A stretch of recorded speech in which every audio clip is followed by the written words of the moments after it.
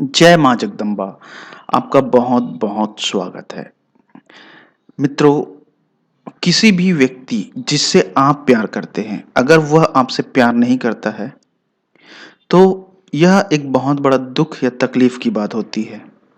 ख़ास तौर से तब जब आप किसी के साथ शादीशुदा हैं और उसका किसी और के साथ संबंध हो।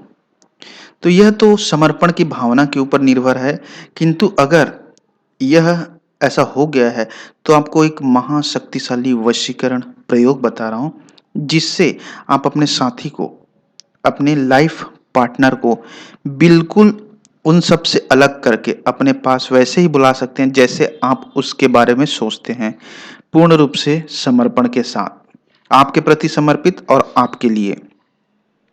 यह संभव है क्योंकि तंत्र, क्रिया और प्रयोग एक ऐसी गुप्त चीजें हैं जिनके माध्यम से आप व्यक्ति को बड़ी आसानी से अपने आचार विचार व्यवहार के अनुसार कर सकते हैं।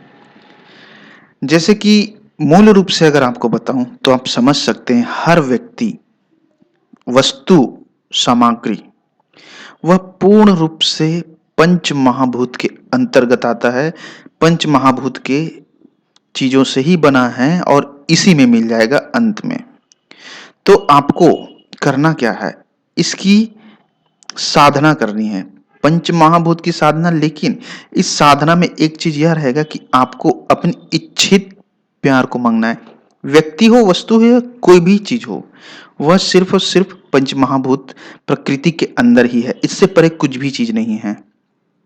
तो आपको एक छोटी सी साधना है, इसमें ना ही आपको मंत्र जाप करना है, ना ही सामग्री, लेकिन पंच महाभूतों के संपर्क में आना है। पंच महाभूत अर्थात आकाश तत्व, वायु तत्व, जल तत्व, अग्नि तत्व और धरती माता।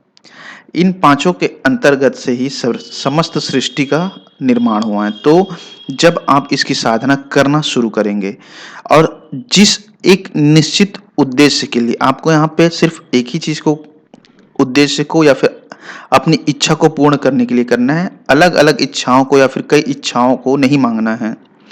पंचमहाभूत की साधना उसके संपर्क में आने से ही होगी और उससे मांगना है, क्योंकि जिस व्यक्ति से आप प्रेम करते हैं, अगर गौर से देखेंगे, वह व्यक्ति या वस्तु जो भी है वह भी इससे ही बना है। तो आप उसके उससे ना मांग के सीधा मूल रूप से मांग रहे हैं, मूल रूप अर्थात प्रकृति से मांग रहे हैं उस चीज को।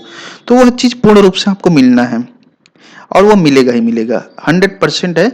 और इसमें ऐसा चीज मिलेगा कि आपको पूरे जीवन भर जो कर्म का फल है वह ऐसा सात्विक मिलेगा कि कहीं पे भी आपको और उसको किसी भी तरह से नुकसान नहीं होगा।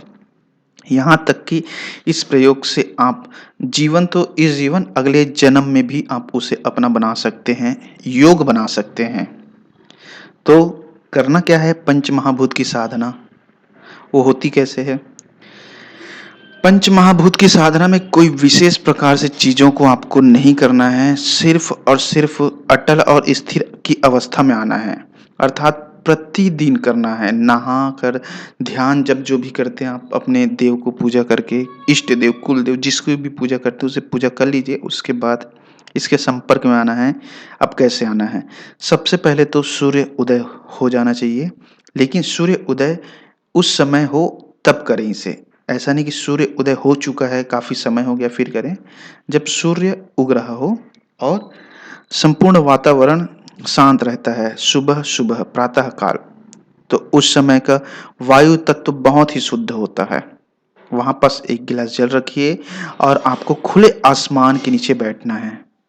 धरती माँ के संपर्क में आना है, लेकिन आपको धरती माँ को प्रणाम करना है, अपने शरीर से टच करना है अर्थात छूना है, उसमें बैठना नहीं है, क्योंकि आपकी जो शक्ति है, ऊर्जा है, उसे माँ धरती जो है अवशोषित कर लेगी। अर्थात बैठने के लिए आपको कोई आसन चाहिए, लेकिन आपको उससे पहले प्रणाम करके उसका आशीर्वाद लेकर इस ध्यान को करना है, इस साधना को करना है।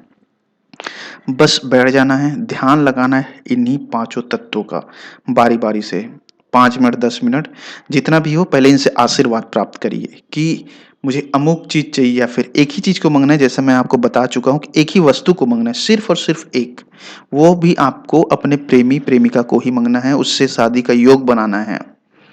यह चीज़ आपको निरंतर क्रिया में करना है, अटल व स्थिर। अटल स्थिर का मतलब है कि आपको पूर्ण रूप से चाहे कोई भी मुसीबत हो, कोई भी कार्य हो, फिर भी मन रूप से, मानसिक रूप से करना ही है। अगर कभी आप कहीं जा रहे हो सकता है किसी कारणवश कहीं फँस गए हो, तो इसे मानसिक रूप से 5 सेकंड, 10 सेकंड समर्पित होकर वहीं से कर लीजिए। इसे कहते हैं अटल व स्थिर की अवस्था। इस अवस्था में रहेंगे तो हर चीज़ आपको स्थायी रूप से मिलेगा। स्थायी रूप से आपको प्यार मिलेगा, प्रेमिका मिलेगी, उसका प्यार भी मिलेगा और इस जन्म तो क्या अगले 7 जन्मों तक ऐसा मिलेगा कि आप जिस चीज़ के लिए रो रहे हैं, उससे पीछे छुड़ाने के लिए भगेंगे, बहुत ज़्यादा हो गया करके।